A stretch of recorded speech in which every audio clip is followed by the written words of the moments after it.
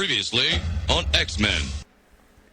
Forge, affectionately known as Mr. Mustache by the students, reveals to Victor that the disc his sister Katarina left him from the future contained the location and plans for a giant Sentinel factory called Master Mold.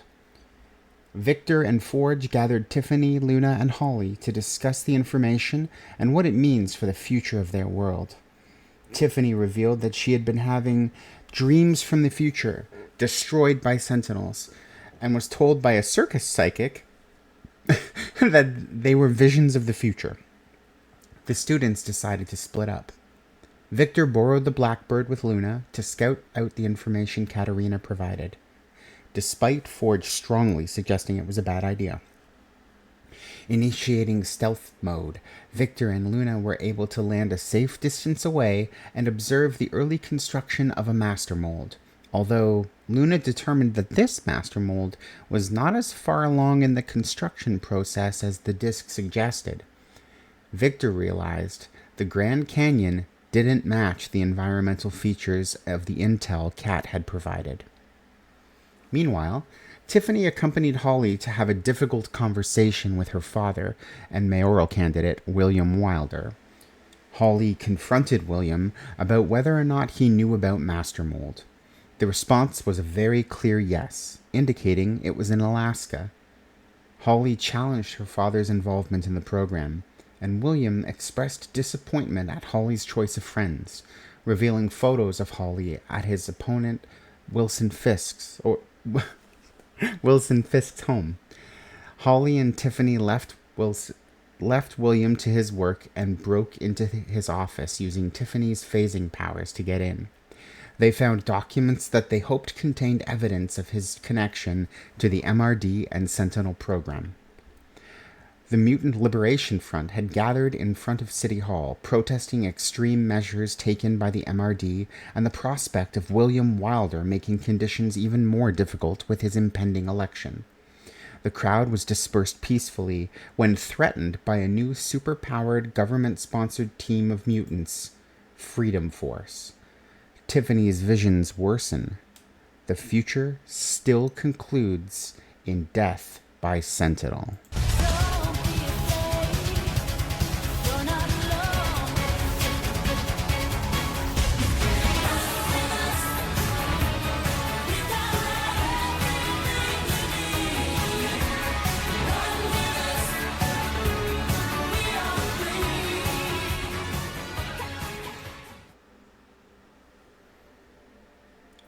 It's election night.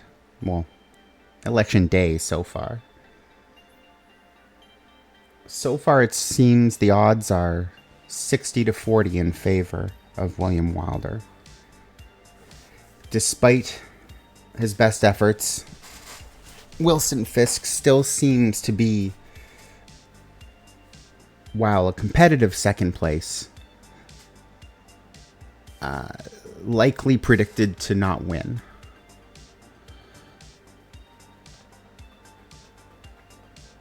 This is made worse, of course, by the fact that, Holly, you can't seem to stop thinking about that recent conversation you had with your father, that argument, when you seem to have come to a conclusion that you've seen him for who he really is. You're back at the mansion with the others. You can indicate where you think you'd be at the moment. Ideally, some of you gathered together. Let's start with Holly. So what time would this be, like middle afternoon? There wouldn't be live coverage of election results, would there? Or live coverage of leading up to the voting?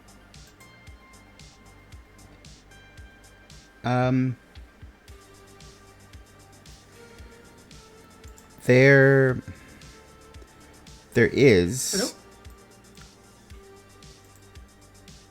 Hello? My apologies. My audio just clipped out there.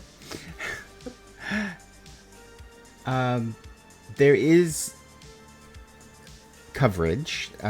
It's all across every news channel, but it's on the street reporting from the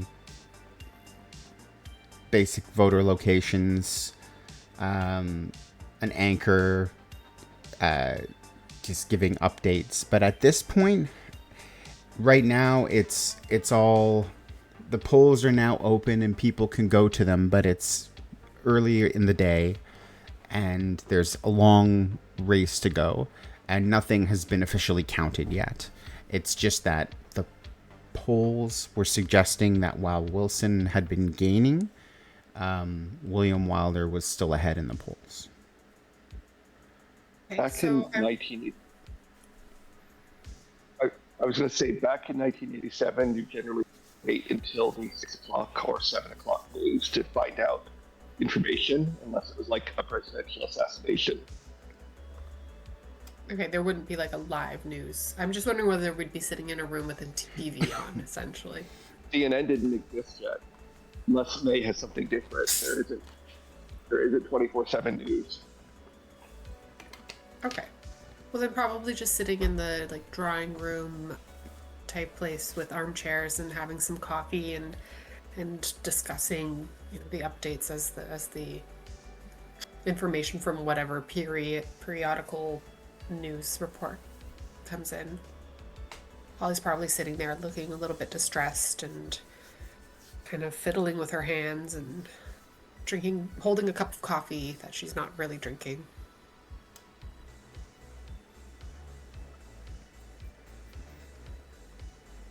And while there's always a lot going on in the X Mansion, and people are passing back and forth, there's Tiffany, Luna, and Victor, each who should by some way find themselves approaching that location. Let's start with Tiffany. What were you doing and why are you coming there? I think unless Holly has been telling her not to, Tiffany's kind of been keeping an eye on Holly ever since we met with her dad. I think is just like a little worried about her. So might have already come in here a little while ago and isn't talking, like can tell Holly is stressed, but is like maybe trying to do some homework and just being present in the room in case she needs anybody.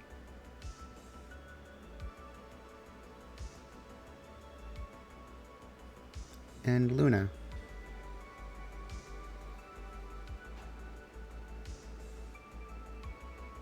Or Victor.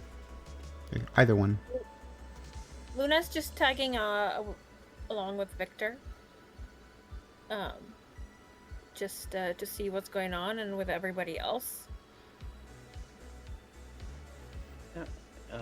Victor has been staying pretty close to Sally and Rusty the past week, hoping to keep them out of trouble with the MRD or Freedom Force. So I imagine he'd get to their area kind of by looking around, seeing where Holly and Rusty are right now.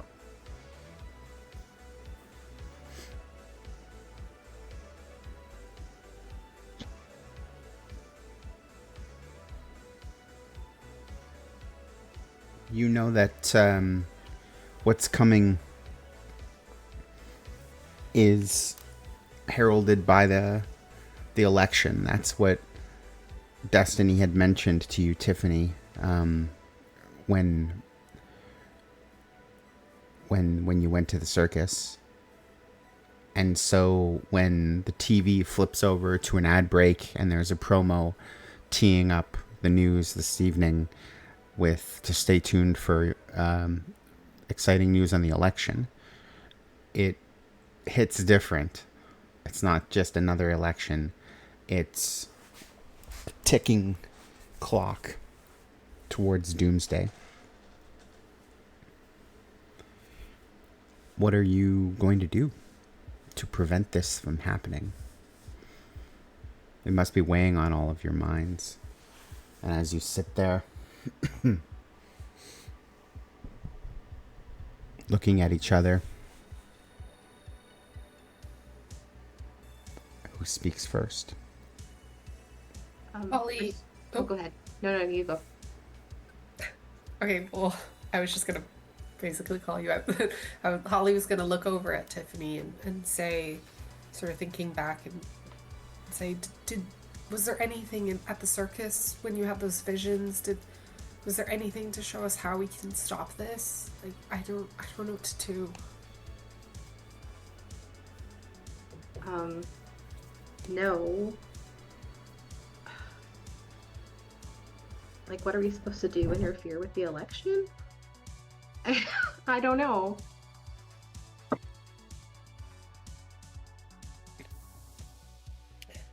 I don't know. My dad said, so we have those notes. My dad said that there's people who have more information, have more control. I don't know, Gyrick, do we try and go after them? Did Luna manage to find anything? I think we gave her those names, and she said she was going to try to look into them for us.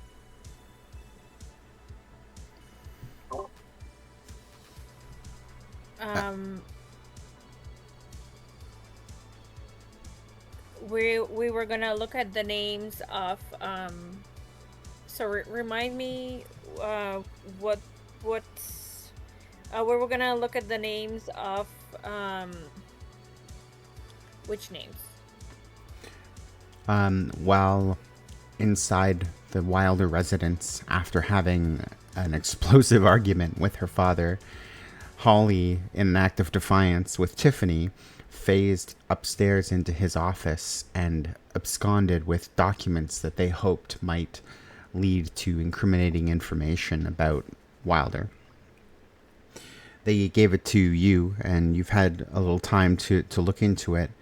Indeed, there are clear connections between Henry Peter Gyrick, who you may have remembered from that ill-fated coffee shop meeting where a sentinel was summoned in. He's heads up the Mutant Response Division, who you've run afoul of multiple times in music venues, Mutant Town, even in Walmart turned into a prison. Bolivar Trask is in there as well, referencing the projects that are the Sentinels. He is the creator of them. And Senator Robert Kelly also features prominently in that. It seems that Senator Kelly, who is a very outspoken critic of mutants, and very popular Republican whose star is rising, so to speak, who may be looking at a presidential future. He's been heavily in support of Wilder's nomination and campaign, and is no small reason as to why William has been having the success that he has. There's also mentions to other individuals. The word master mold doesn't appear in there, but references to Sentinels are typically surrounded by discussions of Trask. Names also include Cameron Hodge, who was previously met while Holly and Alex were doing an internship for one day with the MRD. A religious organization led by someone named Reverend William Stryker. And also an organization of anti-mutant protesters calling themselves the Friends of Humanity. Although the notes in Wilder's journal about them are a little more sparse. It seems like Wilder tries not to have a direct hands-on approach with them. While certainly this is definitive evidence, based on what you've seen, Luna, of Wilder's associations, and make plain what his political career would mean for mutants, how that would be ammunition against him would require some creative thoughts from the group.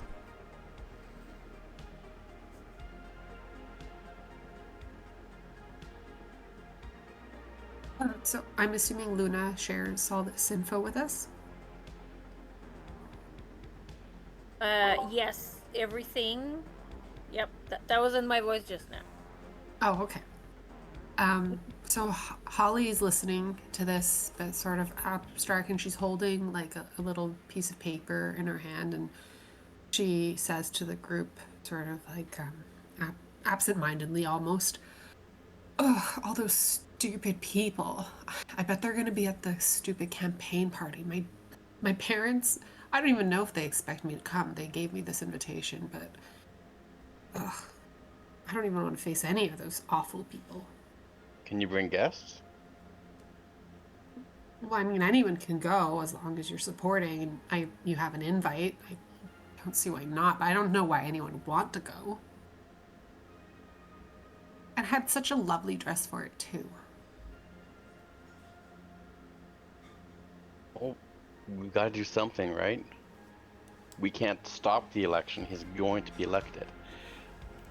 So, I don't know. Can he be convinced not to end the world? I don't know. I guess we could try. You want to go to the party? Probably something that we have to do.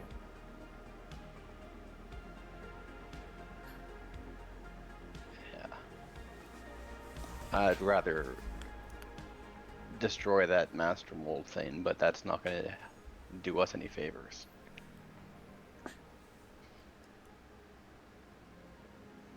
Especially because we don't know which one it is. 'Cause my dad said there's one in Alaska. Yeah, and this one wasn't anywhere near ready to work. Yeah. I think maybe the party's the best bet. I guess There so. There's There might be Sorry, go ahead. there might be many, not just in Alaska. Yeah, we have no idea.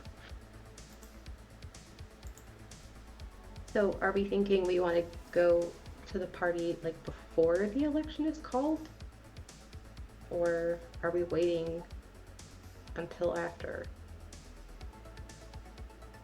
My dad said that basically it's a party leading up to the election, and then they announce who wins, and then after that the party keeps going, and he makes like a speech or something, and I was supposed to go up on stage with him. But I think it's supposed to start around 4 p.m.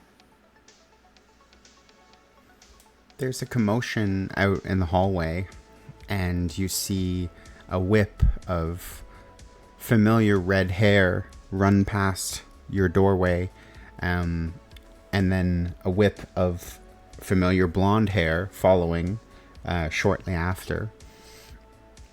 A third person who's familiar runs past your door and stops in the doorway. It's Heather Tucker, and she looks over and raises her hand to wave to Tiffany.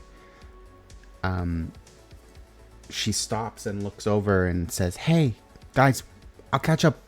I'll be there in a moment, okay? Don't leave." And then she comes in to communicate with all of you. Hey Heather, what's up? Tiff, hey, we got a tip. There's a mutant in trouble, and we're gonna go and help. We're gonna do something about it this time. We're not just gonna stand by. What did you hear? There's this chocolate shop in the city that I don't know. I guess a mutant runs it, or they think they're a mutant, and the Friends of Humanity are protesting right outside of it, and things are getting crazy, and we're setting up a counter protest.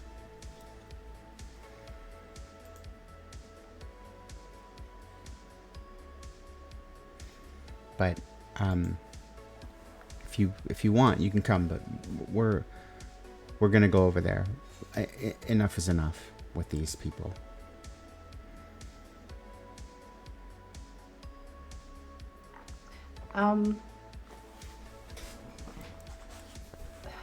Just trying. We're trying. I think we haven't told anybody about that. We know the future is bad. So Tiffany's like trying to figure out how to talk around it now that Heather's in the room. She's gonna glance at everybody else and just say, well, we know those people are connected to Holly's dad. I don't know if there's some way we could use this to make him look bad at the last minute. Holly's So- dad? Well, he's running for mayor, right? Yeah. That sucks.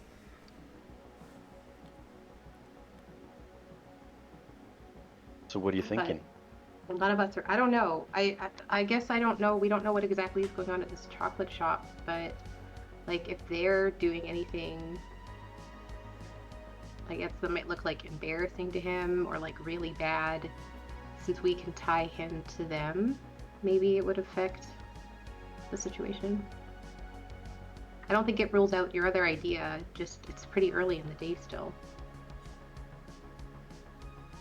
Yeah. I don't know what you're talking about, but whatever you want. I mean, Tiff, I trust you, but I'm gonna get over there. I don't want this thing to turn violent on that chocolatier. I guess I don't know. I'll see you later. Can you give us the address and we'll see? Maybe we'll catch up. Oh, yeah. She scrambles around and then finds a piece of paper, scribbles it down, and then hands it to you with all the legibility of a doctor writing a prescription. And then she uses super speed, and with a floosh of papers, she slides out of the room and out of the area. I just think the only way we can stop the election is to make your dad look really bad at the last minute. Otherwise, we're doing cleanup duty after. And I don't know what we would do at the party. Like, are we just trying to convince the people around him, or? Tiffany, honestly, I'm just so confused by all this and everything's going on. So if y'all think it's best to go to the chocolate shop, I'm up for that. Just we have to stop him. I don't know how. So whatever works, I'll go. I'll help. Does anyone have a oh, Luna, you have a recorder, like a camcorder or something, right? I do, but I do have a camcorder, and I think if opposing parties will be there, there will probably be some media there. Holly, I know it's hard, but I think you have to be on center stage for this one. I know it's a difficult choice to make, probably, and but I think the way for your dad, perhaps you would have to be on center stage, I think. Well, I mean, Tiffany's right though. We have time. So why don't we go to the chocolate shop, see what's going on there, and then see what we can do from there. Okay. Yeah. The I'm media's bring going to try to spin it there, so if we can record what's actually happening, that might do something at least. Get that to, I don't know, maybe Fisk can get that on the air or something. Okay. I will bring my camera.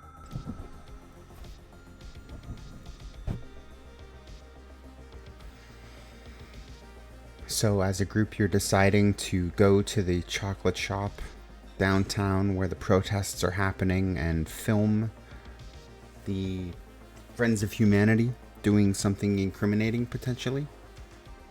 Yeah, that's the beginning of the plan. I guess we'll see what we see when we get there. I assume by 1 or 2 cars, Holly and her Mercedes, Victor with Dorothy. The 4 of you drive over.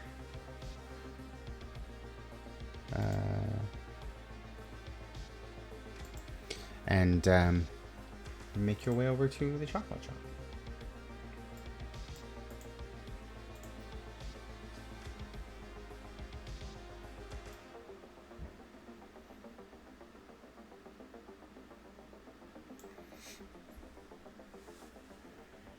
as you approach this simple little storefront, is anything but. There is a large crowd, and it looks like no real barriers have been set up. There's no police presence here yet. As you approach, there are maybe 30 or 40 men wearing not perfectly uniform, but some general similarities, different shades of a beret, and wearing the same white t-shirt that was probably printed in bulk recently and has imperfections with a logo on it that is FOH, with what appears to be a sort of bird that is vaguely reminiscent of birds that you don't want to have on your military clothing anymore. The other side, so to speak, is mutants, varied and colorful, not in the same number, only maybe, let me see, 6 mutants, and you know most of them, some much better than others. Among the humans, there's also just plainly dressed humans who are also protesting. The most obvious group are these Friends of Humanity, which are almost entirely white males. But there's also a more varied number of protesters. Those who have come to protest are holding signs that are incendiary and use words like freak, monster, I'm not going to eat your damn mutant food, things like that. You don't belong here, chants, and general furious aggression taking place. The members of the MLF whom you've met are standing in front of the storefront as best as they can. Skid's actually inside, just on the other side of the doorway, standing beside ostensibly the shop owner. And as you approach, and Tiffany, you catch the eye of Heather. She gives a nod and then gestures for you to come over before turning to Joanna and speaking to her, who then just gives a grunt and a nod.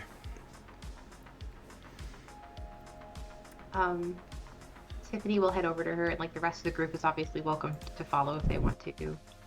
And when she catches up with them, she'll just say, "Hey, it's pretty messed up here today." This is like ridiculous. All this guy wants to do is just like feed people chocolate. Like, just chocolate. People, can you get a life? We were thinking, since every single time you all show up to protest, they spin it. Luna brought a camera, so maybe we could film some of what they're doing and get that in someone's hands who cares. I like the idea. Whose hands? Who's gonna care? I mean, Wilson Fisk cares. Wilson Fisk. Yeah, like Maya's at school with us. Right, but like, oh, okay, all right.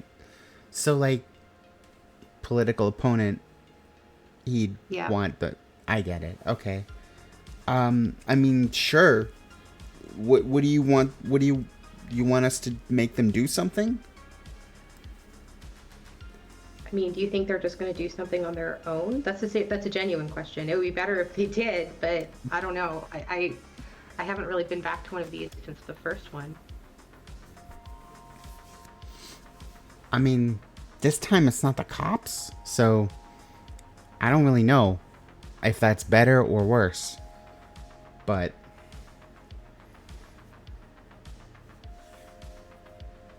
I don't think it'd be too hard to get them to make a mistake.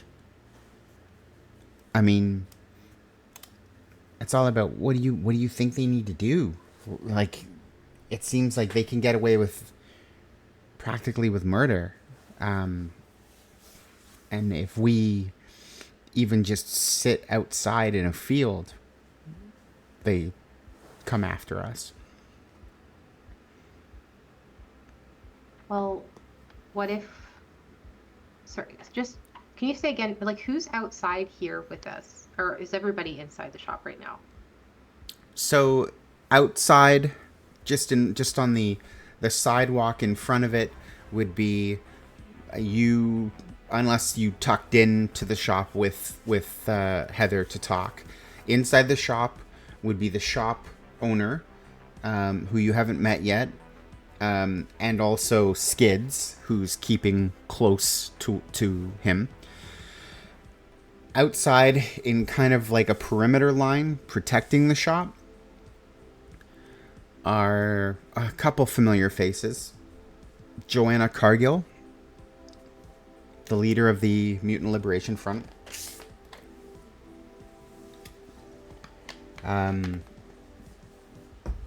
I'll just list off their names because I don't want to have to open their character sheets again to find out what their real names are. But Heather is Tempo. So Tempo, Fire Fist, Forearm, Kamikaze, Stinger, and Frenzy. And Skids, who's inside. I mean, obviously, I don't want anyone to get murdered. I do think there's some of us who are less at risk than others if it gets violent, right? Some of us are a lot harder to hurt. Yeah, I mean, that's the truth.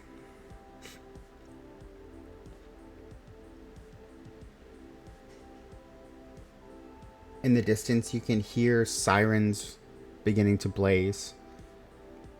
I guess it's not going to be long before the cops are here. Do you want us to make these guys make a mistake now, or is it the cops you want to have make the mistake?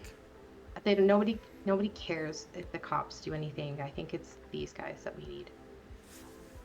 They're friends with Wilder, so. All right. Do you need it to be definitely because they started it? Tiffany's gonna look over at Luna and be like, "How good are you with the camera?" I'm pretty good because, you know, I can manipulate camera from all sorts of angles and I don't have to hold it. I just think we've never started it before, and that didn't stop them from putting together something that made it look like we did. So we can do some creative editing, is what you're saying? Sure.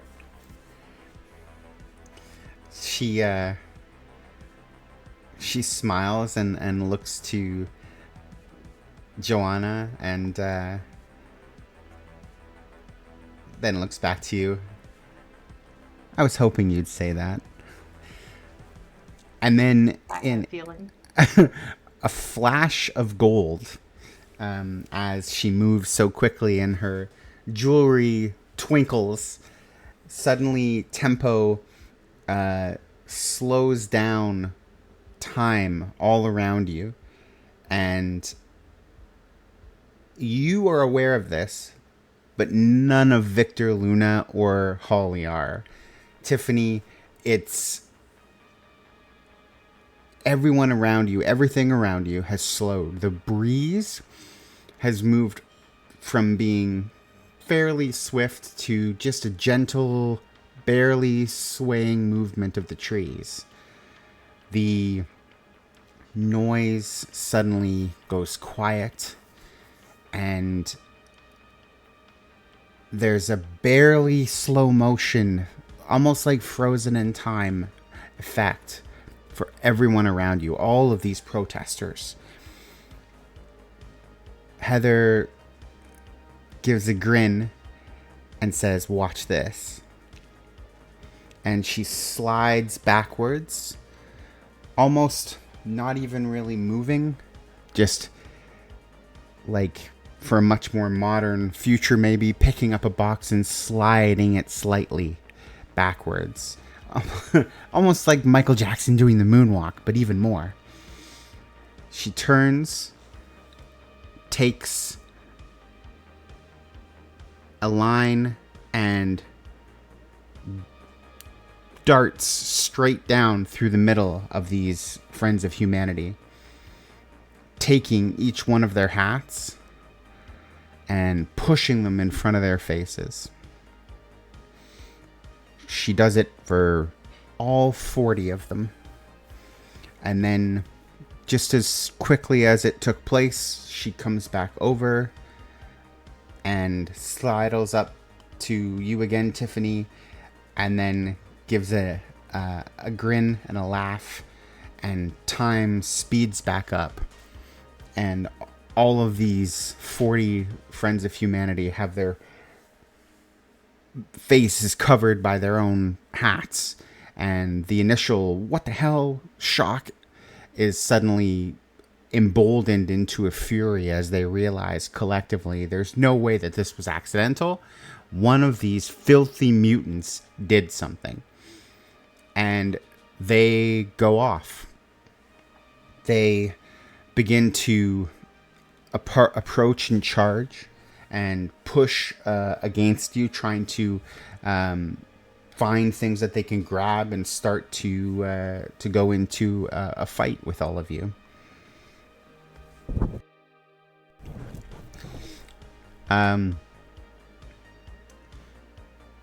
These are not probably a challenge for you. So instead of going through initiative, why don't we just have each of you describe what you do, and you can kind of do whatever you want to these Friends of Humanity, so long as it's not like killing them all. But there's lots of them, so just go ahead and describe something cool that each of you will have liked to have done. Victor, why don't you start? Alright, so Victor is going to, as much as he can, interpose himself with anyone else they're trying to get to. And he's just going to pick them up 2 at a time and jump up to a fire escape, put them down, and then come back to the group to get more. So just grabbing them, leaping up in the air, tossing them up onto a fire escape several stories up, and then dropping back down. Is that right? Yeah. Effectively eliminating them from the situation until they can find a way to scramble back down. Of course, now you've got people yelling at different heights like it's New York City. Of course it is. Hey, you can't do this to me. Who the hell are you? Don't put your hands on me, you freaky weird monkey man. Luna, what do you do?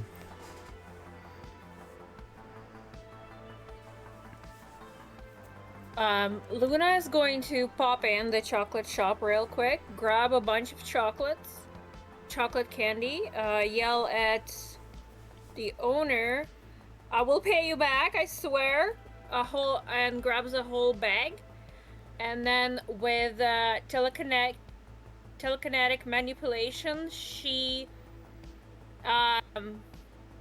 floats chocolate candies into people's mouths like bullets, but it's not as fast, but it's trying to shut them up with chocolate.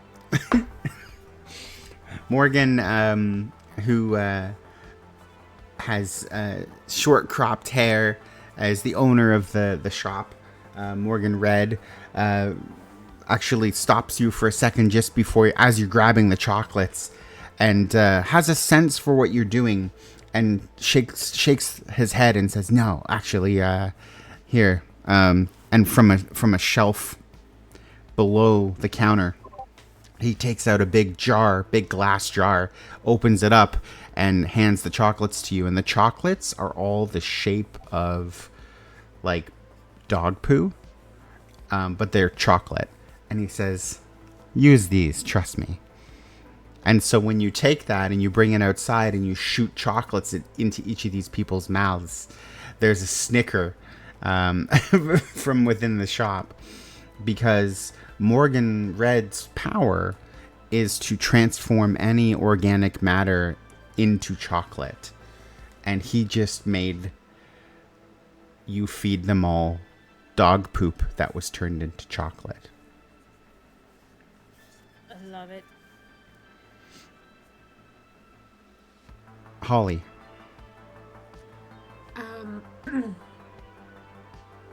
Is Tiffany going to use the power to attack them in any way? Tiffany's going to phase. She doesn't really have powers to attack people with. In that case, at this point, Holly is a little bit Basic? Holly just she can't really do much. Did someone say basic? I don't think so. Oh, I heard that.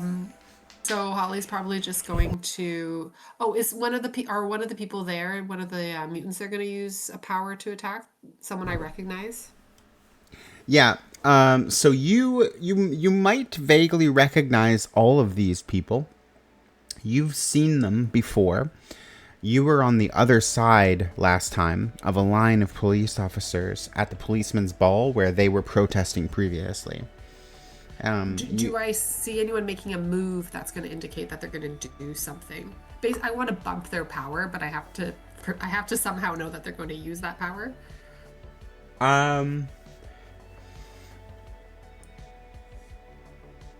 If not, I can just sort of at this point watch and take it all in. I don't think at this point it looks like they're going to do anything over dramatic. So Holly just sort of steps back and is observing everything and what's going on and sort of taking in what she can and can't do. There's not much she can do at this point. Tiffany. Tiffany's still thinking about how we want to, like, Hagglin is filming.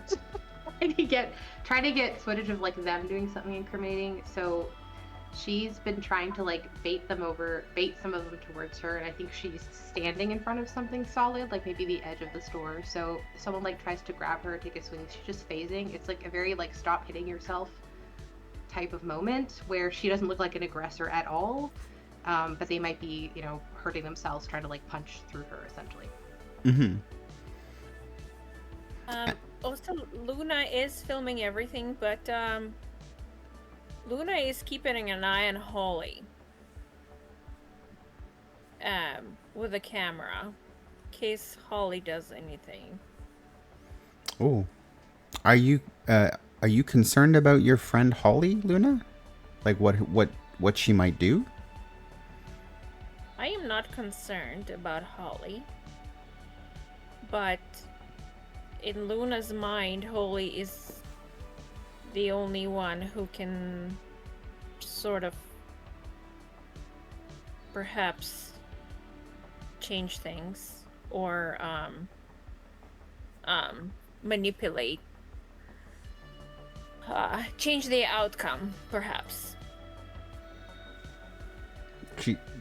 Luna feels like Holly's the key to this, and yes, needs to not be knocked unconscious. On Holly, and just keeping a camera on Holly just in case. Does she have multiple cameras, or do you mean that she's just ensuring that Holly is in the shot? She's ensuring that Holly's in the shot. Okay. So I guess you're telekinetically raising up the camera to a really good height so you can get a good vantage point. Is that the idea? While I'm manipulating chocolate, I am holding the camera, but after I'm done with the chocolate, yes, I can manipulate the camera as well from a different angles in case Luna is cannot see something. Yeah.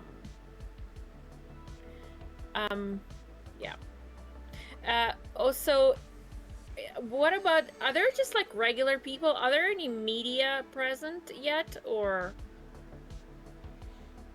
do you see any?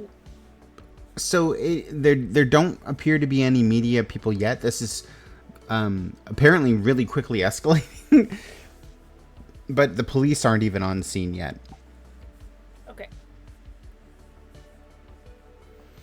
But that's all it really takes is that effort from multiple of you setting them off, and for those who are not futilely trying to hit Tiffany or have been ousted and placed up in the fire escapes and forced to climb back down.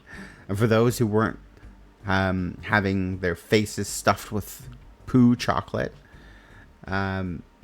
they begin to push forward. The MLF hold them back between Forearm with his mighty arms and Joanna Frenzy with her incredible strength, and Fire Fist burning a trail of fire to sort of divide between some groups of them. They are unable to push forward and get into the chocolatier's shop, and they're also incapable of getting to any one of you uniquely that might be hiding in the second row. In frustration, some of them begin to pick up garbage cans and hurl them. Pick up anything they can find, rocks, pipes, anything, and start hurling it at the chocolate shop, smashing the glass, causing cries from within as Morgan is showered upon by glass, but protected by skids. And this man who just wanted to sell chocolates to the community, who had become such a source of joy for the community in providing these treats free of charge to shelters, women's shelters, and homeless shelters. Not the healthiest food, but when you don't have anything, a piece of chocolate can be of significant help. And amazingly, he's doing this by taking the refuse and the organic material, the garbage that people find, and transforming it into something beautiful instead.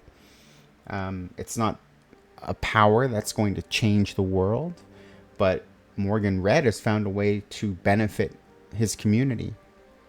And yet he receives hate, and the fruits of his labor, being able to have this shop for people to come to and to enjoy, is now strewn with shattered glass, and angry protesters begin looking for creative ways to destroy the area.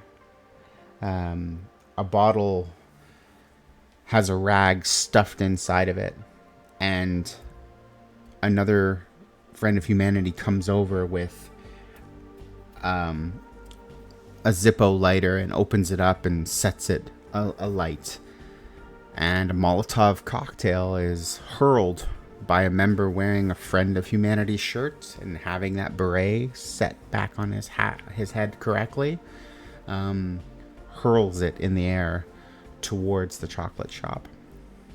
Can I step in front of it? Absolutely. So Victor, you get that tingle. It's not a significant, intense feeling like it was in San Pedro when calamity rose up out of the waves to destroy your homeland. Instead, it's a light one, a bit of a nuisance, undeniable, an itch you have to scratch, and you just move with a supernatural grace, like a leaping spider, and you jump right in front of it as that Molotov cocktail crashes across your chest, and between the alcohol just lights the whole chest and torso of you on fire.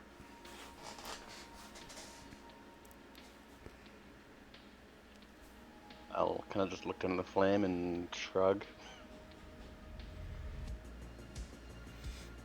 And it's at this time, with the sirens getting closer and closer, that you also hear overhead a helicopter. Whether that's news or police, who can say?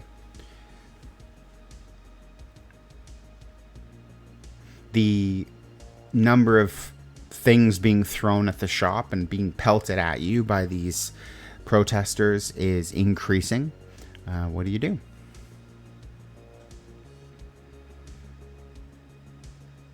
Yeah, Luna, you were able to capture that on tape.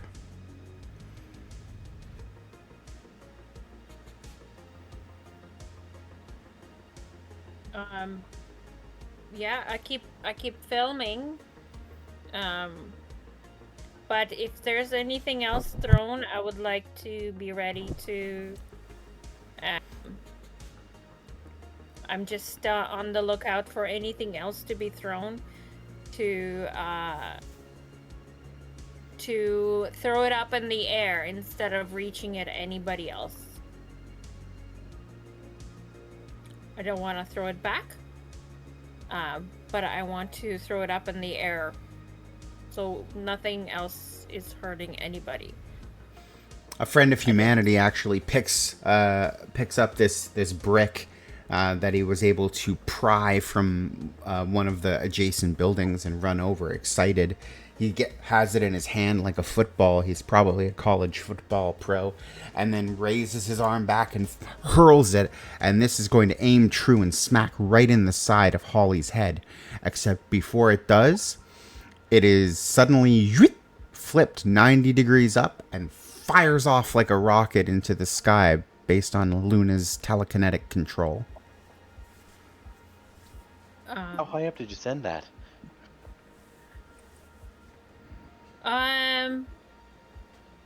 Well, hopefully pretty high so it doesn't come back. Thanks, Luna. No problem. But I did catch that. You can still have it in your control. I'm just saying it. You whipped it, like you said, you whipped it upwards, right? So you could still be holding on to it if you want. Yeah.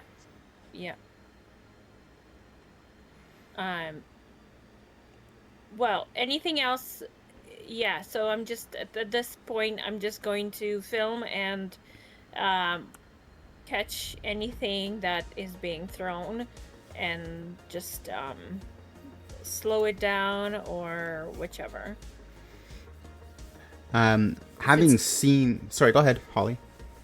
Well, if it's okay, Holly is going to take a moment to copy the telekinetic manipulation power and potentially help Luna whip things away as well.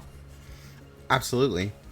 And as you position yourself and feel that ability take on, what does that feel like? What does the power feel like for Luna? And then what does the power feel like for Holly? What does it feel like to have and to express that power? How does that physiologically manifest? To Luna, it feels like about the same thing as catching things with your hand, except when she does it telekinetically, she doesn't feel that she's touching the subject, nor does she move. But in her mind, she's catching things all the same, and she actually feels the impact of the object against her mind, for per se, instead of impact of the object against her hand or whatever. She just feels the force to stop it. But it's natural, and it's the same. And she watches Holly start to do the same,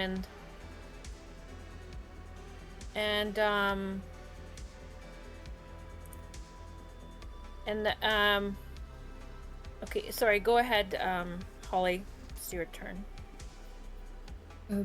So for Holly, it's the first time that she's copied a telekinetic power like this. She's copied telekinetic, like speaking, but not anything like this.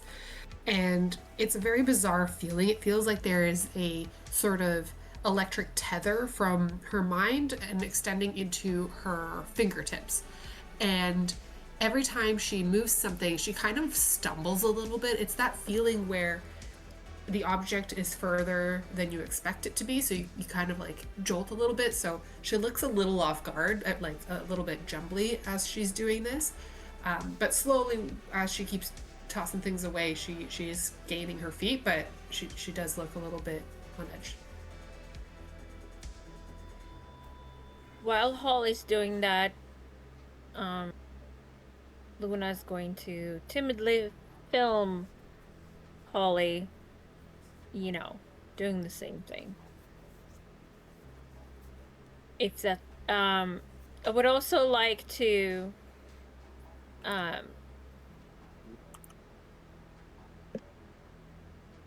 do a telepathic link with Holly. Ooh. Now that's interesting. Holly, is it okay if I film you? I guess so. I don't know why you'd want to. Aren't we supposed to film those assholes and then expose them? Yes, we are. I'm doing everything, but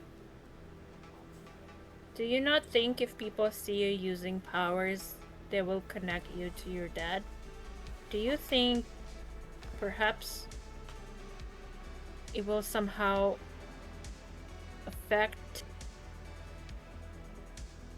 the outcome? I don't know. I don't want to... It's just guess. I don't want to push you. Maybe I'm all wrong about it. Holly's silent for a second, telepathically. And then, again, telepathically she answers, just do what you gotta do. Okay. I will film Holly, and I'll film everything else as well. Are there any other powers you would like to copy? I guess when they pop up, and I'll try and copy whatever I can. And Holly's kind of stuttering a little bit because she's so focused on this new telekinetic manipulation that she's doing. So she's her attention sort of divided. So she's like, wouldn't I find one? I guess. Okay. Reeling from that brick being thrown at you and almost hitting you, Michael McCann, forearm, looks over back at Holly and checks in and says, "You okay?"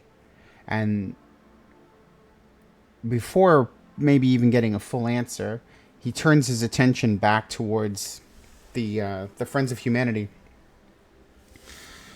and says, "That was not nice," and pushes his way, shoving through,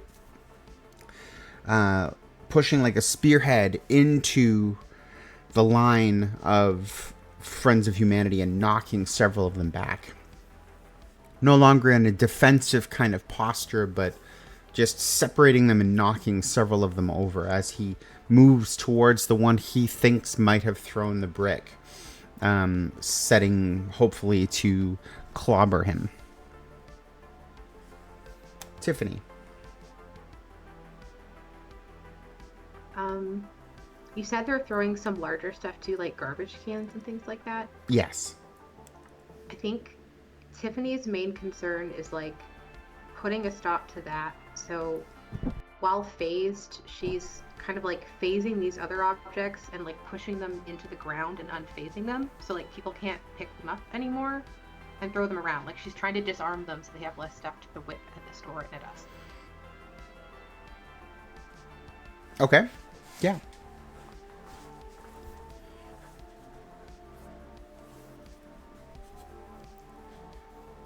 As the objects are being thrown that are some of them quite cumbersome and clumsy, but large enough that they could cause some real damage. They they're deflected and phased through. At one point, they've taken what appears to be like a one of those meter, like parking meter, that somehow has perhaps been taken and put on the side of the road to be taken away after a maintenance call.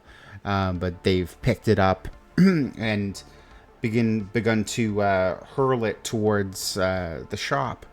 But you phase it, and it phases, let's say, through the pavement.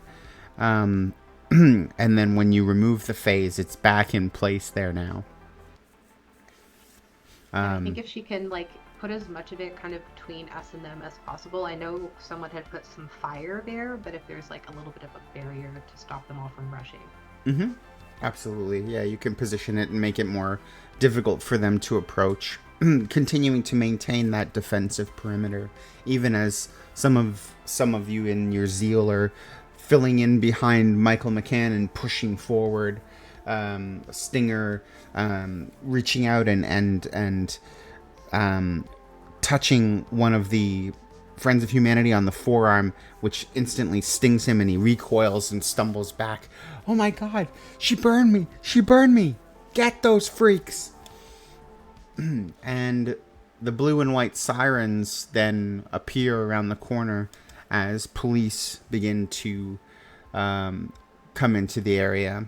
The squad cars turn sideways and cut off the either direction of traffic, and then a vehicle rolls up, and you half expect it to be an MRD tank, but while it is like an armored personnel carrier, it doesn't actually have the same iconography as the MRD. This looks like it has a different, no less official and bureaucratic logo on it, but the logo seems to have an F and then a smaller F just nested beneath it.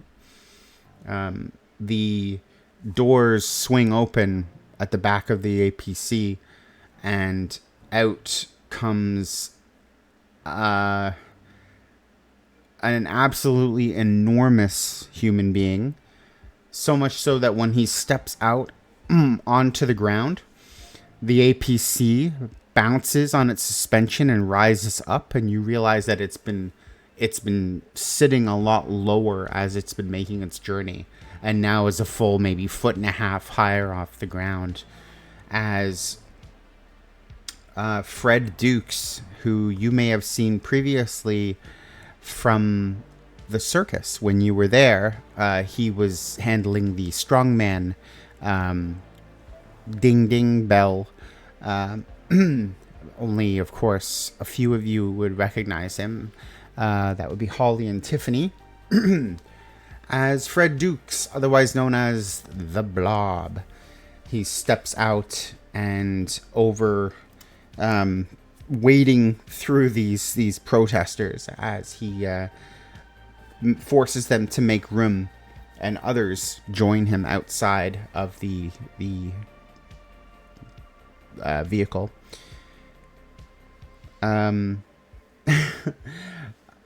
Next is a blonde man with a very colorful orange and red suit. Looks like he's wearing goggles, and he has strange gloves and a backpack. This is a man known as Pyro, who, as he steps out, he holds up one of his hands and depresses something in his palm, which fires off a flamethrower, and that flame is then suddenly brought to life and swings like a bird around and creates a sort of wall in its wake as he separates the protesters of the Friends of Humanity from the Mutant Liberation Front. Oh, yeah, that's enough out of you. Also, 3 women step out. One with blue skin and shocking red hair. Another younger with dark hair with a shock of white.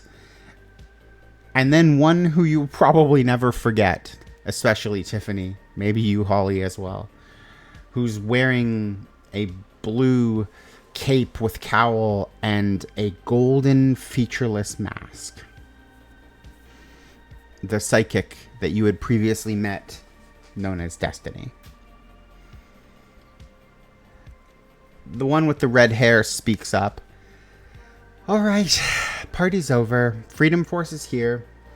You, frat boy rejects, you can go now. Go, I don't know, circle jerk or something. Nobody cares about you. And you, pint-sized little punks, you've made your point. It's time for you to get the fuck out of here, okay? Otherwise, we're gonna mess your pretty faces up. How's that sound?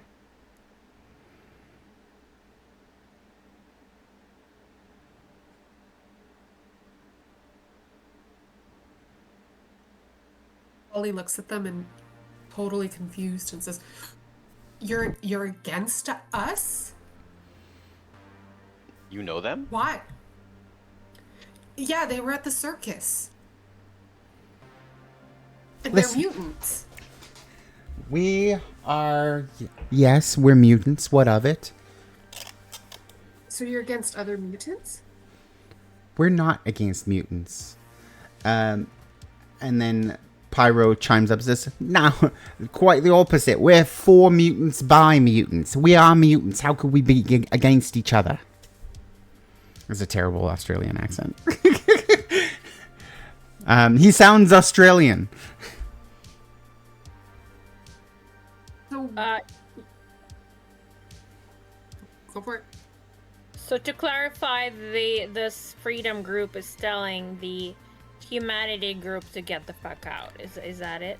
They're kind of telling everybody to, but the way that they conveyed it is that go home and sleep it off, frat boys, to the, you know, like boys will be boys, to the Friends of Humanity, who were the aggressors. And they're staying and getting up in the Mutant Liberation Front's faces, which you are all basically a part of at this point, as you're standing in a line together. Okay. And Blob looks over and says, this is a chocolate shop. When do we get to eating the chocolates?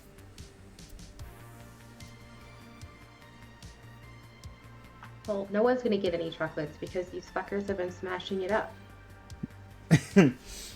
Yeah, broken glass. I mean, the shop owner can clean it up, right? No harm, no foul. No harm, they destroyed his store. Just because he was a mutant, like you. I don't know what you think you're going to accomplish for this. He must have made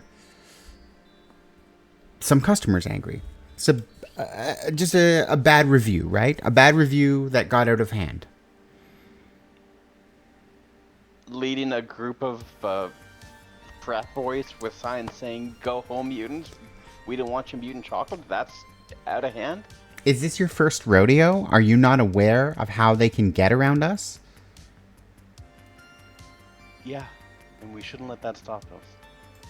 We need to protect each other.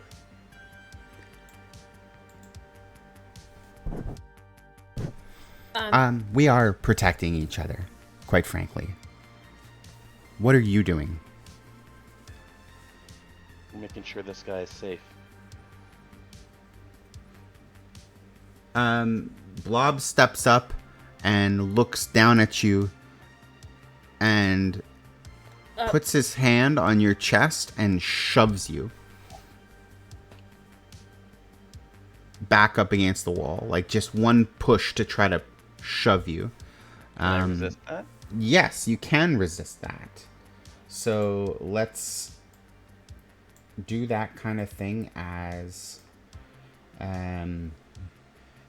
I'm going to do a melee to your resilience. So what is your resilience? Defense is 15. Your defense is 15. He rolled a 15. Is there All right, something you'd like to do? Well, let's give him trouble with karma. Spending a karma to give him trouble. Yep, get rid of that 6, please. Roll lower, ideally. Still a 15. Okay. Good attempt. He shoves you. You stumble backwards. You don't fall off your feet, but you slam against the wall, and some dust and from the building, as you crash against it, begins to kind of float around you, and the light at a doorway above where you are flickers and wobbles, threatening to fall down. You can tell that this is a strong man. You just sit your pretty ass down and you let your grown-ups talk, right?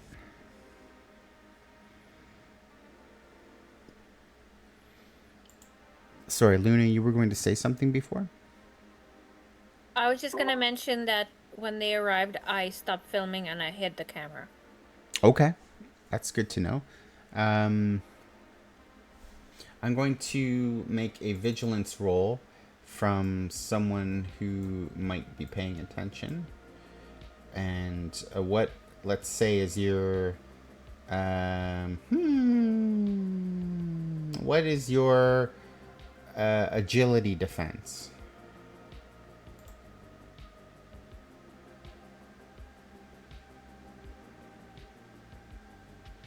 Mine or Victor's? Yours. My agility. 14. So currently, Mystique is going to notice you if you try to hide the camera. She's going to notice the camera. Is there anything you'd like to do to her roll?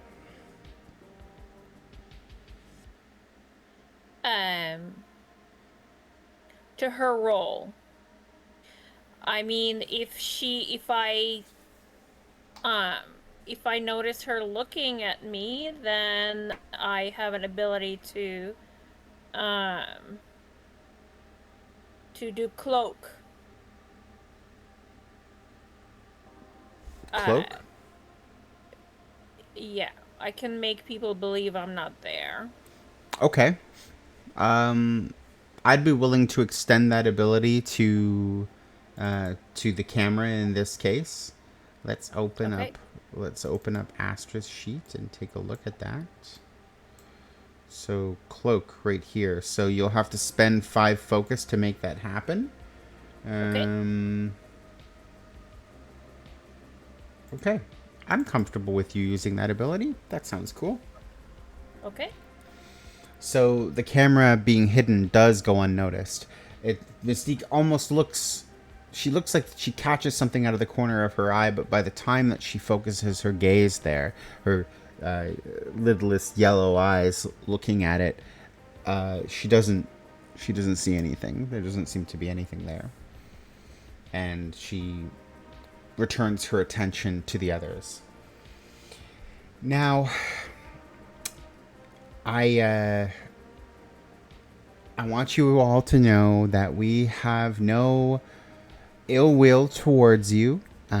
We even like some of you, maybe, right, honey? And she looks back to Destiny, who just returns the gaze behind a glittering gold face mask, conveying absolutely no emotion and nothing.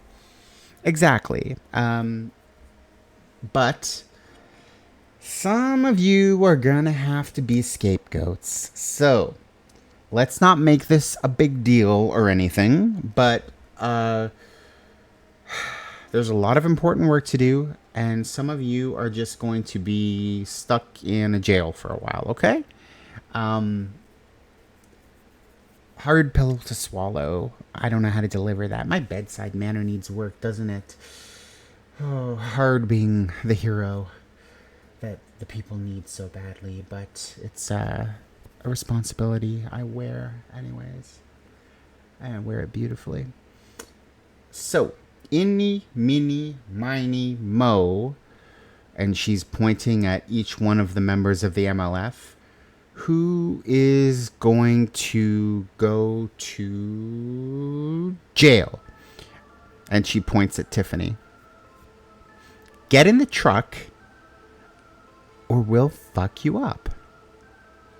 Tiffany's just gonna like glance at her friends and shrug, like not very concerned about a jail cell in any way, and go get in the truck so they don't beat up her friends. Okay, so Tiffany begins to walk towards the truck. Yeah, sure, let's go. Holly yells, "No! Stop!" Victor's fine, gonna but- try to move. Sorry. It's okay, let her go. She won't be there very long. No, but what if it's like a magic thing? Like what if they have some sort of like technology that she won't be able to use her powers? We've seen it before. She can't go. Tiffany, don't go. Holly like yells out. I think Tiffany doesn't want to let her friends get hurt, and we have a lot to get done today, so she again shrugs at Holly and is going. Mystique transforms to look exactly like Holly and says, Tiffany, don't go. And then turns back. You don't have to be an asshole. I'm going. I don't have to be, but I enjoy to be from time to time. That one over there, Blob. And Fred turns around and looks over and grabs Stinger by the scruff of the neck and throws her into the paddy wagon. She slams against the metal and makes a loud cry before slumping to the ground. That's 2. Victor's gonna try to move against the blob at this point. Then do it, punk. Yeah, he's just gonna try to push the blob over to get to his friends. Okay. Nothing moves the blob. Let's try. Is that a combat or a non-combat? I would say that's pretty combat-y. You're shoving somebody. The defense is 17. Did that roll? I got an 18 on my sheet. Then you successfully move the unmovable blob. He is shoved backwards. Where are you directing him? What are you doing? Explain yourself, sir. I'm just gonna try move him out of the way and move towards the paddy wagon to get Stinger out.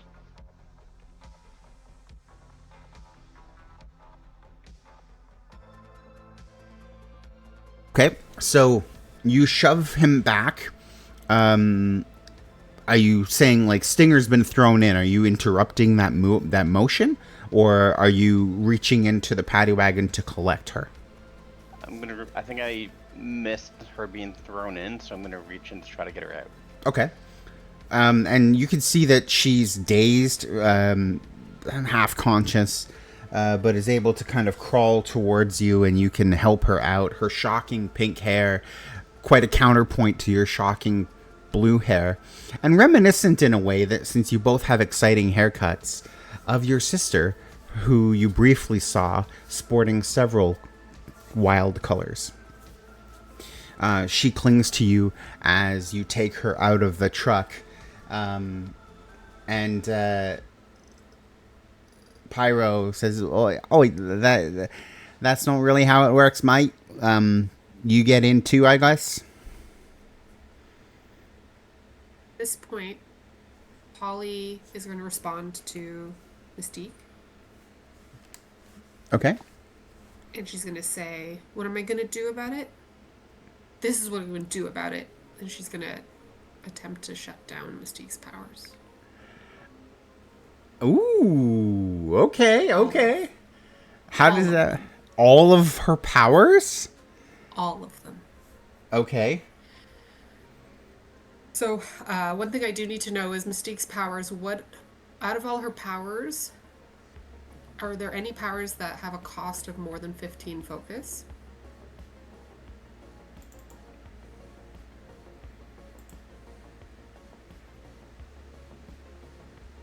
No.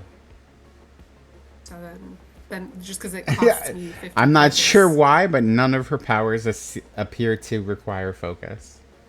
Okay. Oh, yeah, okay, so 15 is what it costs me. Okay, so I'm going to attempt to shut down her powers, so I do an ego attack against her. Against her. Her ego as well? I guess so. It just says... It just says the character picks another character within 20 spaces and makes an ego attack against them. So I guess that would just be ego. Okay, yeah. So your defense, your target number is 14. Okay. And this is a... Oh, okay. Okay. Oh, did that not roll? It's there. Let me switch over to X-Men Combat Baby and pull up that. I don't know why I wasn't looking before. It is indeed there. That is a massive roll. Oh, that was the damage I was looking at. Okay, so an 18. With an 18, you do successfully do it. Mystique is laughing at you, mocking you, looking exactly like you, and then you use that ability, and suddenly she returns to her blue skin, red hair, yellow eyes. What the fuck was that? What did you just do to me? You cut that shit out right now, you little bitch. I don't care who your father is. You stop. You stop it now. None of my friends are going with you. Just leave. That's not gonna fucking happen. You're gonna regret that. And the younger one, who as of yet has been reticent to really do anything. Unlike all of her team members, well, with the exception of Destiny, who has remained fairly silent, this one has been reluctant to visit any violence, mutant upon mutant, queer upon queer. But when you mess with her mama, Rogue steps up and grabs forearm, absorbs some of his energy. 2 additional arms painfully sprout from her side, causing her to scream out. And with 4 arms, she lunges at Holly to attack her. I think this will be the last one that we do without initiative.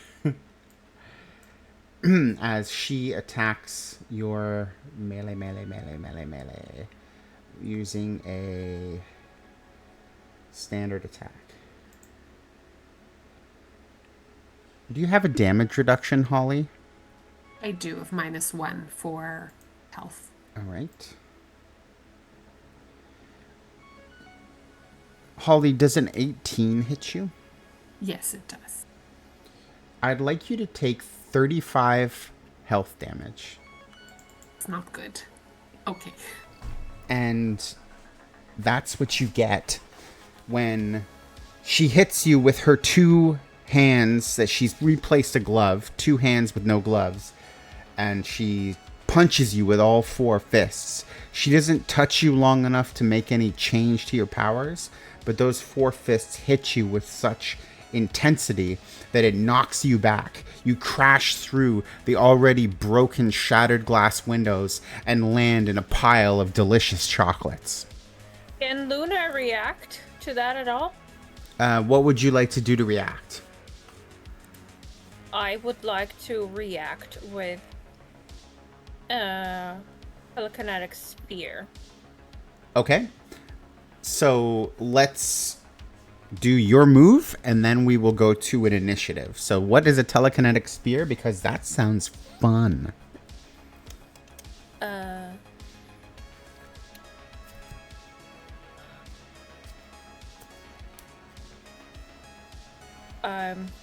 Okay, so would it be possible for Holly to be within 5 spaces of You got it. me? Yeah. Or One of the Okay. advantages of this sort of theater of the mind is that you can be where we want you to be. And we want you to be telekinetically lancing people, whatever the heck that is. Spearing people. okay, when the sphere is formed, the character makes a logic check and compares the result against agility defense of wanted characters in the enclosed space. Are you saying sphere or spear? Sphere. Sphere, like a Sorry, ball. Oh, okay. All right. That's so cool. Sorry. Actually, I apologize. I'm gonna use telekinetic protection instead. Okay, what's that? I'm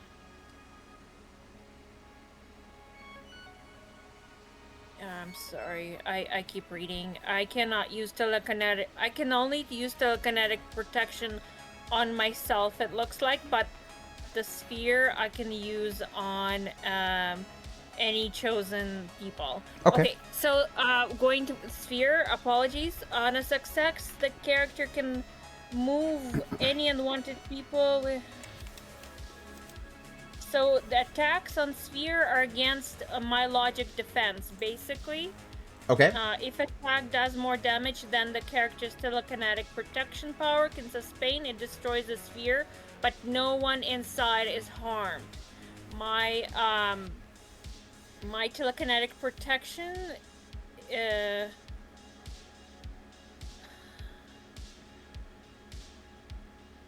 So would you say that you're so my logic defense is 16. okay. So when you how about this? So Holly was going to get hit. Luna reacted and protected Holly by putting her in a telekinetic sphere, if I'm understanding correctly. Correct.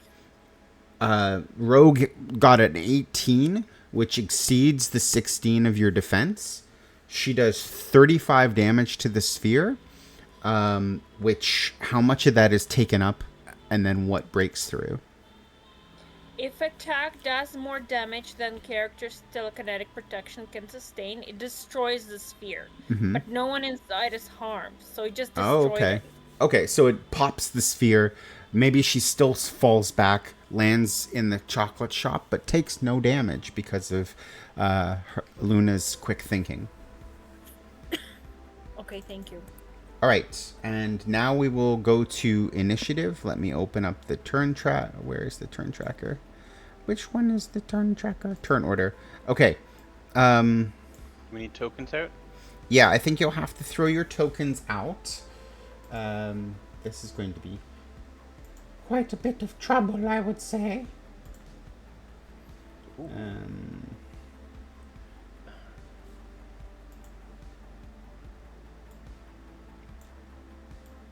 So many Nice. people, so many people. Na na na na na na na na, so many people. Do you see me on the turn tracker? You might have to add your turn yourself if you didn't have your token clicked. Oh, right. I did, but it was being goofy. Oh no. Oh.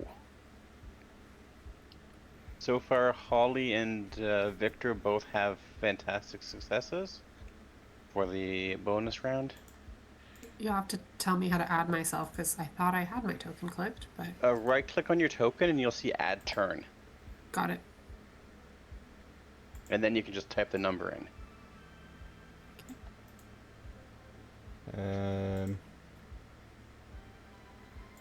I'm only going to add some people to the turn order because we are not exactly spoiled for time.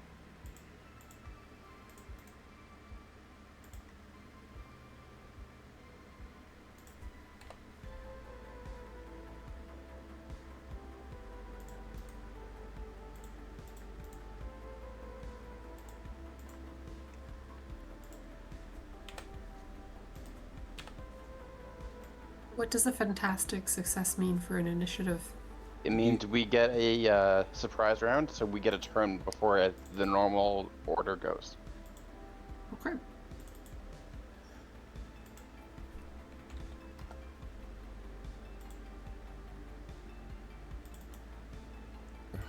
This is cumbersome.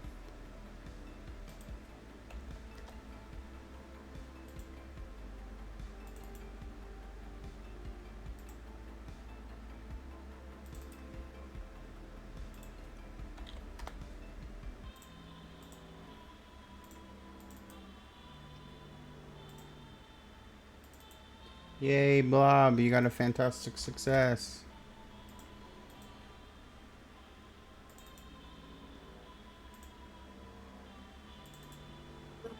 Victor, what's your highest sturdy that you have? 3.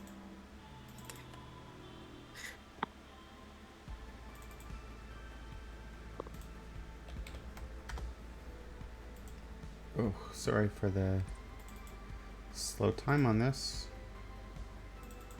Really? Come on. Okay. Alright, so the turn begins. Rogue just went. Now we start with Victor.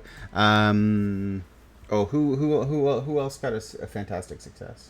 Victor and Holly And got fantastic Blob. successes. Okay. Yeah. So, we're gonna go Victor. Okay, so Victor is going to start off with a Venom Burst. I'm going to pound the ground, arcane bioelectricity all around me. I'll make 1 melee attack, and every foe within 5 squares of me is the target. On success, they're knocked prone.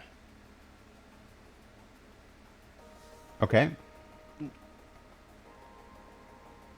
I don't know why that didn't... Oh, that's the initiative. Why didn't it roll?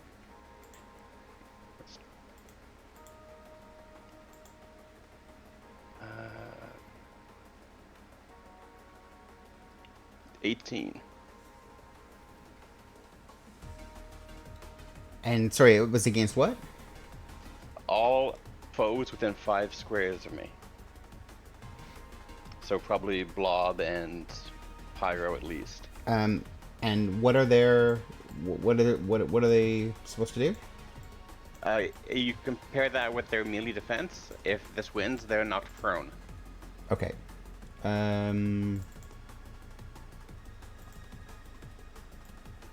And it's an 18. All right. Yeah. Pyro's knocked prone. Blob is knocked prone. Everybody's knocked prone. Is this only enemies? Can you choose who it is? It's only enemies. Okay. So, Freedom Force all blow back and fall prone.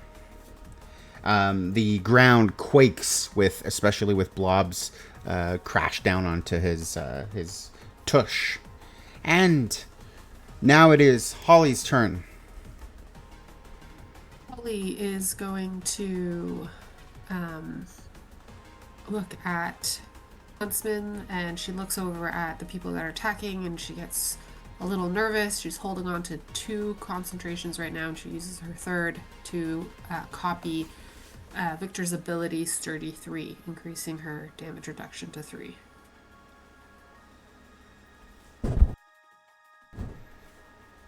All right. So she toughens up.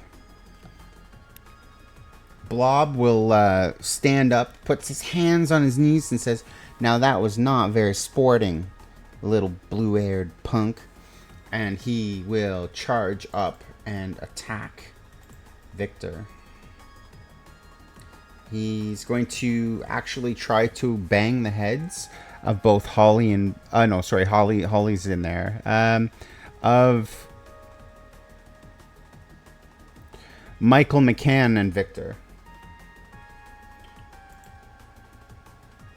And what is your damage reduction? 3. Okay.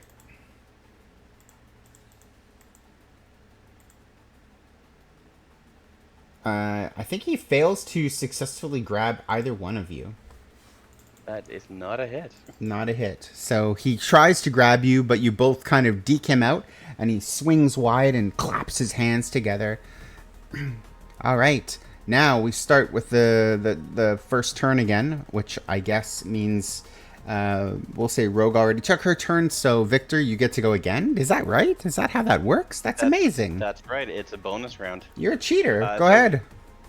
Victor is going to jump and kind of land on Blob's head with a Venom Bash, ending up behind him. There, your Victor's over there. Make your person bigger. Damage reduction for Blob. Damage reduction for Blob is 3. Oh, wow. Exactly. 16 damage. 16 damage. Okay. Blob taking the hit. 16. Now it is Frenzy's turn. Joanna has had just about enough of these people's BS. So she picks up that parking meter that Tiffany had so effectively placed, phased partially into the ground as a barrier to protect the group and the chocolatier shop from the Friends of Humanity, and effortlessly rips this thing out of the ground with pavement chunked onto it, and uses it as a baseball bat to swing at Rogue. So we're looking for a defense of 15. Joanna, you can do it. We believe in you. And first of all, what is she's defense of 2? We're going to roll this with a defense of 2. And she does hit. That didn't come through as an attack, did it? Let's do it this way. Fantastic success. Okay. So she smacks her in the teeth for 46 damage. Sending Rogue flying backwards. Now it's Tiffany's turn. Hell is broken loose. Okay, I was walking over towards their vehicle. Where am I now sort of relative to everybody else? So I've kind of tried to recognize it here on this picture, right here. I don't know if you can see it. Okay, yeah, I'm in Roll20, so I can. You can, yeah. So you're essentially kind of like maybe up against the glass here. Holly's been thrown through it. Joanna and Rogue are fighting maybe on the other side of this door from you. The Victor, Michael, and Fred are in a slobber knocker over on the stairs over here. And there's a depowered Mystique and a very amused Pyro standing in front of you. Okay. I'm just trying. Tiffany was phased because she was squishing objects into the ground, so likely would still be. So, and if you want to grab someone, is that like a melee versus melee? Yeah. Thing? Okay. She's no good at that. So she's just gonna try to like casually stroll straight through Pyro. I think it is. You grab right here. It says, yeah, to do some melee events against melee. You're right. Okay. No, I'm not going to do that. Prone.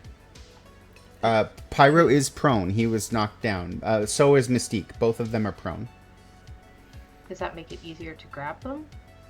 I think you have edge on it. If not, I'm just giving you edge on it. They have trouble and you have edge.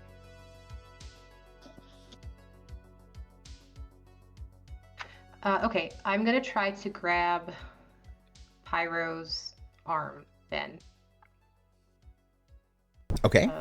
So it's a I've never rolled a The combat. target number is in my 11. life.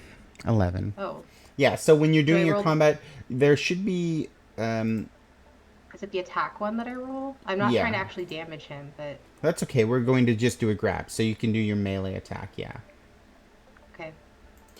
That definitely grabs him. In fact, I believe that's a fantastic success. Okay.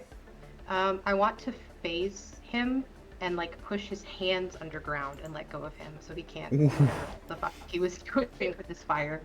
Okay. All right. So yeah, you grab him, and he was kind of like on his hands and knees. You reach down. Tiffany reaches and grabs his hands, and then suddenly he goes, "Oh no no no no!" And his hands are slid into the cement. His wrists instantly are stuck there in the weirdest feeling if you've ever had like a mud bath, except more painful. Oh, you brat! Let me the hell out of here! That's a terrible. I'm gonna Australian unphase accent. him. I've let him go. He's fine. You've let him go. He's fine. He's attached to the he's fine. sidewalk.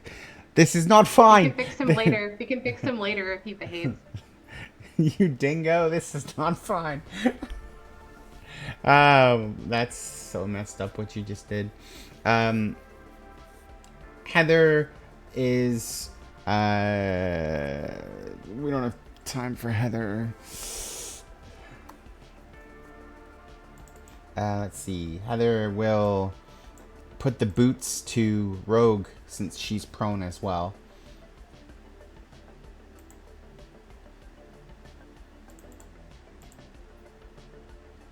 And she has edge, so roll. Oh, that's not what I wanted to do. What happened there? I'm wrestling with it. What happened there? Alright, she just missed. I'm done with Heather. Okay, Blob. Blob attempts to bang the heads again of these two together.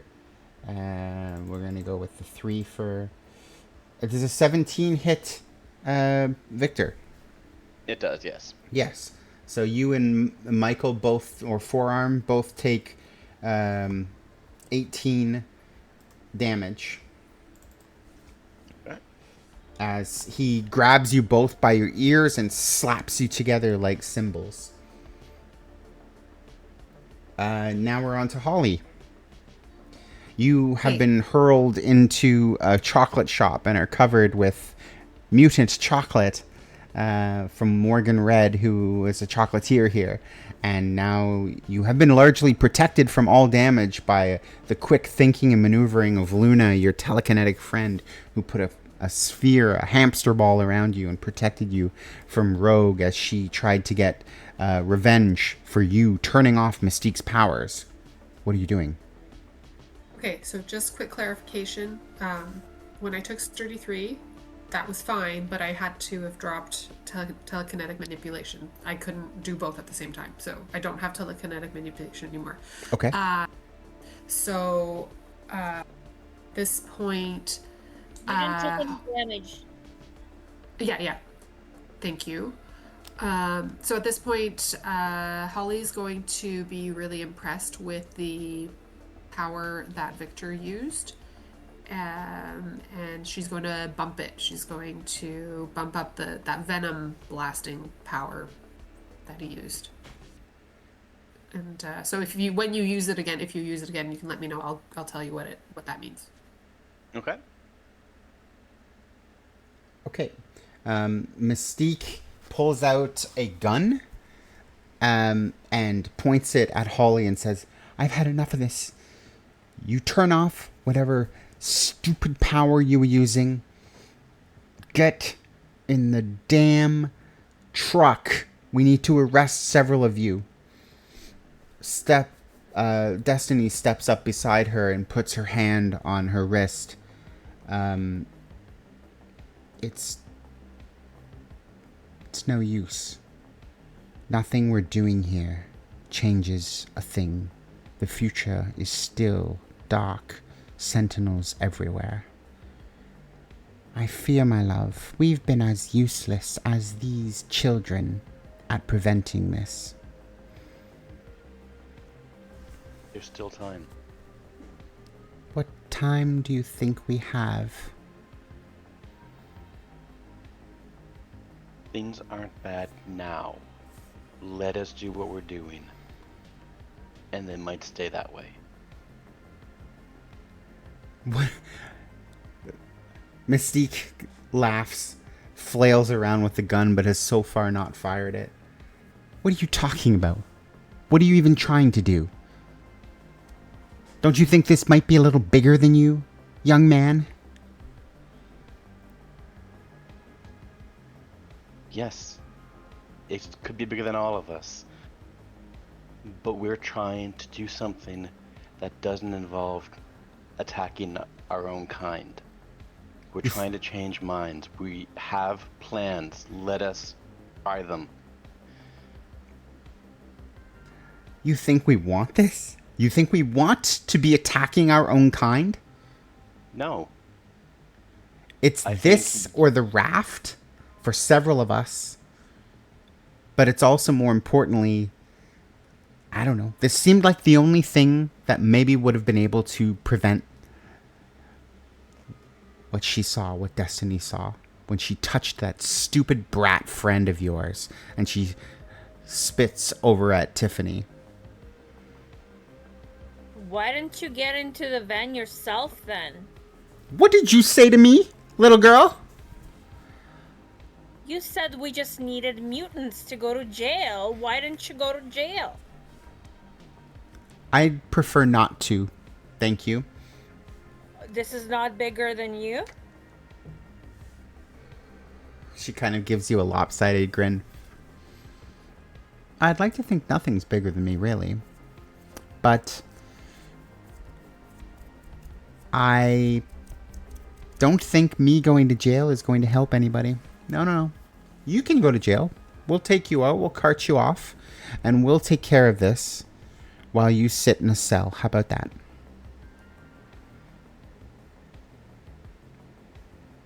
Not gonna work.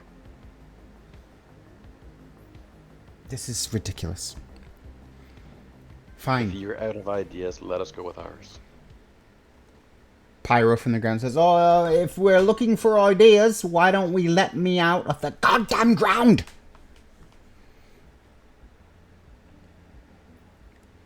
Let us all walk away and we will. Destiny steps closer to her lover and her wife, and places a hand on her shoulder and seems to whisper. Mystique thinks for a long moment. This is a waste of our time. This whole project was doomed to fail. Mutants and humans cannot coexist. Certainly, I don't want to be some sort of secret police. So, we're going to do plan B, all right? Good. Okay, take care. You can all fuck right off. I would love to not see you again. But if you have some sort of important thing to do, I suggest you do it now. Because plan B's kicking off right now, motherfucker. And then she leaves with Destiny. The two of them just run off. And they completely abandon Pyro with his hands in the ground. Rogue, come on, dear. Let's not dawdle. And Rogue scampers up, elbows Frenzy to push her off, and then flies suddenly across over to them. And they leave Pyro and Fred Dukes here.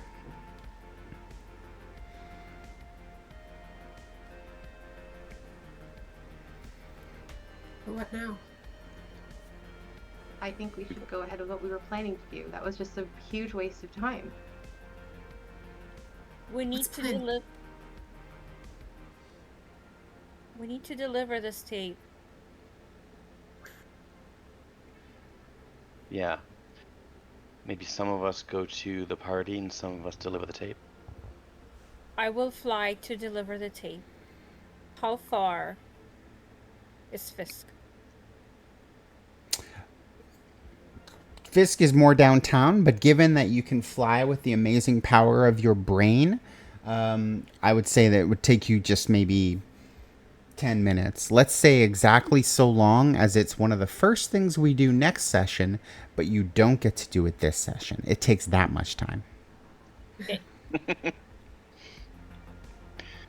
Okay. What is Victor So we're doing? going to the park. Victor will go with Holly and Tiffany if they need that. Okay, Victor, Holly, and Tiffany are going to the party, and Luna is going to Wilson Fisk. Is this correct? Yeah, can we make sure with the tape Luna's also bringing like at least a copy of the notes that link William Wilder to these people, these frat boys? Okay. Like she basically needs all the evidence to give Fisk so we can do something with it. Yeah. So in the eve of the election, it's now like maybe 2 p.m. You race in your separate directions. Several of you to go to a party where William Wilder is hosting his campaign event with the desperate hope that you can somehow turn William, your father, Holly, around on his anti-mutant crime and justice policies in this New York City election for the mayor. Luna, you fly towards his opponent, Wilson Fisk, the kingpin of crime, who is attempting to win the New York City mayoral election himself and would certainly love to make use of any information that you might have to help him with his campaign. But as it stands, with only hours remaining and the polls open, many votes have been cast. And so, with the ticking of the clock, we march ever onward. The remnants of Freedom Force have left, clearly intending to do some plan B of their own. And you all feel that tension, that dread as you leave the chocolate shop behind you. And are reminded, Tiffany especially, as that vision keeps causing you to have these headaches, and you have that pang of pain there when you realize, I need to stop this, or Sentinels will eradicate everyone I know. No pressure. No pressure.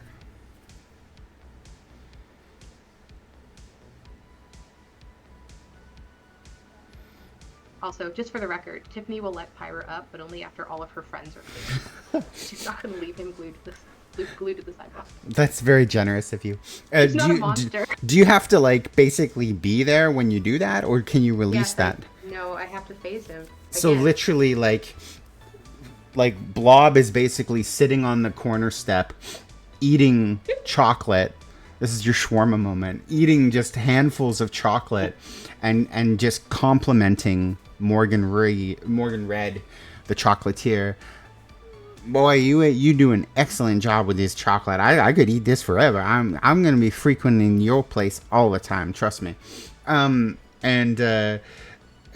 Pyro is just on his hands and knees still, waiting for you to release him. And when you do, he there's no fight left in him anymore. He's received the timeout like a kindergartner. He's like, I can't be bothered to fight you anymore. You're just some kid. Just That's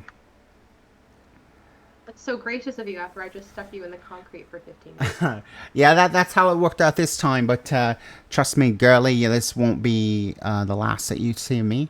And I don't know, just fuck off. God, that was embarrassing. Blob, you could have like broken it or something, right? You could have like smashed it and I would have been free. I don't know about any of that. That's just, I don't know. I don't really care about that either. I'm gonna have more chocolate. And so we'll leave there, I guess, unless there are any parting moments or concerns that any of you would like to share as you head towards your final places for next week's conclusion of Days of Future Past? Victor's just going to head towards Dorothy, open the trunk, and take out one of the many spare shirts he has in there, in case he loses control of his fire powers, and makes himself somewhat presentable for the party. Excellent. One should look proper when going to a party. Holly is going to potentially she's going to hold on to concentration of Mystique's powers, but when they get closer to the party, she'll drop it. I'm sure with great relief, Mystique finds that tingle across her that she now can once again inhabit any form, and I'm sure that she won't use that for nefarious reasons ever. Mm-hmm. It's a blessing that you gave back to her. Yeah.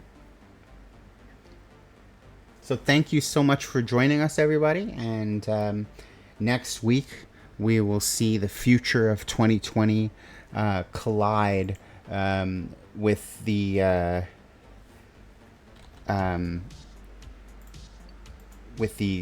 present of, well, the not so real present of 1987. Holly, as you go to head back to your car and escape and head over to the party, you find that your car is missing it. It's not there. Great. Fantastic. Serves you right for parking in New York City. All right. There's room in Dorothy. But my Mercedes. Daddy can buy you a new one. I won't anymore. It's going to lose the election.